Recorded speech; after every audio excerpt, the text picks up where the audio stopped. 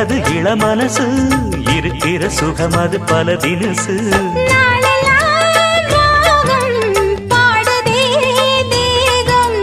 வாழ்வெல்லாம் யோகம் வாழ்த்துதே யாவும் விதவிதமா விருந்து வச்சு விழி வழியே மருந்து வச்சு விரத்தோட அதில் பல சுகம் வரும் பொழுது காட்டுக்குயில் பாட்டு சொல்ல வீட்டு கிளி கேட்டு கொள்ள